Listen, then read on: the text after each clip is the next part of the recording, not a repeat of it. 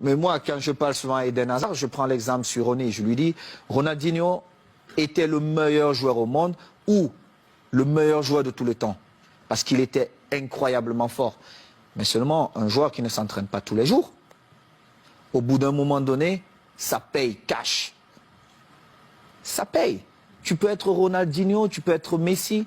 Si tu ne t'entraînes pas, monsieur Eden Hazard, au bout de 2 ans, on t'oublie. Et le football va tellement vite qu'il y aura un autre gamin qui va naître, qui sera encore plus fort.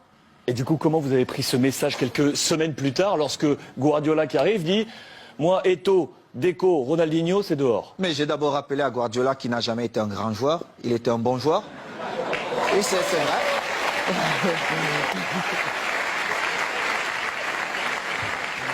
Mais c'est vrai. Je le lui ai dit. Et j'ai rappelé au passage, si c'est le coach, lui, ce qui me le dit, je dis, ok, je ne peux rien dire. Comme joueur, on connaît aussi Pep, mais surtout comme entraîneur, il n'avait rien démontré pour qu'il arrive dans un vestiaire comme le Barça, il ne connaissait même pas l'histoire du vestiaire, et qu'il se mette à dire certaines choses. Et en plus, ce qui me faisait encore plus mal, c'est qu'ils inventaient des choses que la presse relayait. J'ai eu cette discussion avec lui et j'ai eu une très très belle offre pour aller jouer 6 mois en Ouzbékistan où on me payait 26 millions de dollars. Et dans son bureau avec Tiki, il me dit « Oh Samuel, ça peut te faire du bien, vas-y ». Et je lui ai dit « Celui qui va te faire gagner, c'est Eto'o. Mais tu viendras me demander pardon ». Et je suis resté à ma place.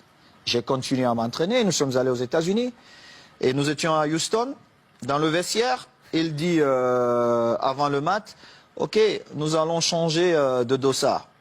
Oh, tout le monde dit, oh, c'est l'entraîneur qui le fait maintenant, c'est surprenant. Et il dit, Titi, tu vas prendre le numéro 9 de Samuel. Titi Henry. Oui, Titi Henry, tu vas prendre le numéro 9. Et Titi était bien content. Et Eto'o portera le 14. Tout le monde était surpris. Et c'était un manque de respect total. Et je ne pouvais pas l'admettre. Parce que j'avais quand même écrit une belle histoire, même si elle devait s'arrêter là, au Barça. J'avais beaucoup fait pour le club, que ce soit dans les stades, mais surtout en dehors du stade. En dehors du stade. J'ai toujours été là pour tous mes coéquipiers, pour tous les clubs. Vous êtes resté 1 an avec Pep. Je vais vous dire. Alors, il joue, je suis au banc de touche. Quelques jours plus tard, on joue contre une équipe de Mexico, Chivas. Chivas. Et il a le malheur de me donner 20 minutes. Et je crois qu'il pouvait se tirer une balle dans la tête. Et les 20 minutes, je marque 3 buts. On revient à New York contre Red Bull. Bon, il se dit, bon, voilà. Il me renvoie dedans, je marque encore 3 buts. Il était obligé de convoquer une réunion, mais comme il n'a jamais eu le courage de me dire les choses en face, il est passé par mes coéquipiers. J'étais en train de dîner, et le délégué vient, Carlos Nava, il me dit, viens, j'ai une surprise pour toi. Moi, j'étais pressé. Je me disais peut-être c'est Beyoncé qui m'attendait.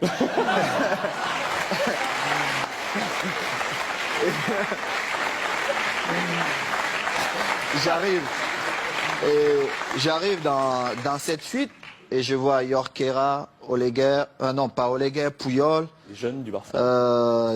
Léo, André, Xavi et surtout Victor, qui est l'un de mes meilleurs amis. Et Victor Valdés. Victor Valdés. Et je vois Pep qui est au fond. Et mon visage change. Parce que j'étais très agressif quand je voyais Pep. Mon visage change.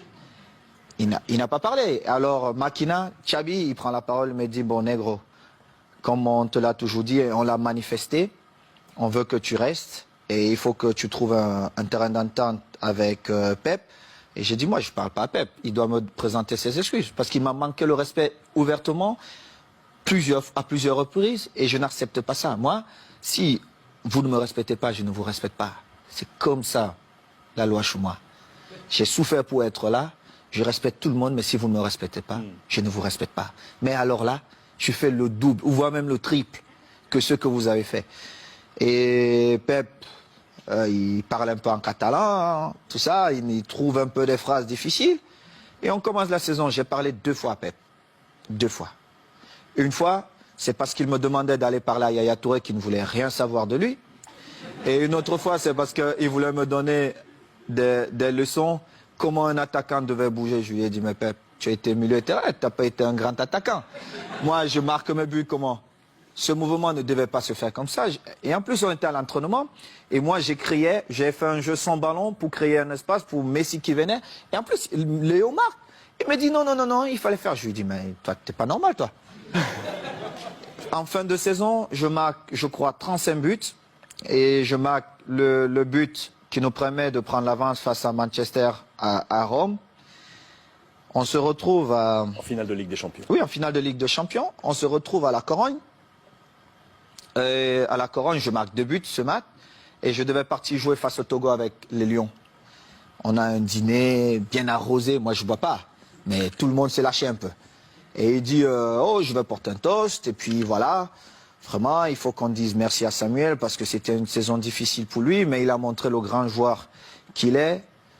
Tout ça, tout ça. Un beau discours. C'est la première fois où j'ai fait confiance à Guardiola. Mais cela m'a coûté mon passeport pour l'Inter de Milan.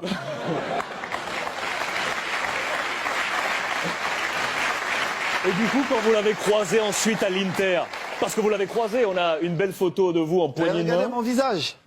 Parce que Guardiola, il m'a vu dans le tunnel. Est-ce qu'il m'a salué dans le tunnel? Il ne m'a pas salué dans le tunnel. Il a attendu là où il y avait tous les caméras. Moi, quand il a... Regardez le visage de Thierry Henry.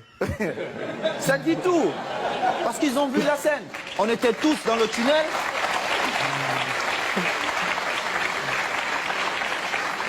Regardez Léo Messi. Regardez le visage de Léo Messi. On était tous dans le tunnel. Il ne m'a pas salué. Il a attendu quand il y avait toutes les caméras pour venir me tendre la main. Évidemment, je ne pouvais pas refuser. Parce que le mal-aimé... ou l'enfant détesté, on devait dire, ah, voilà, Samuel a encore fait des siennes.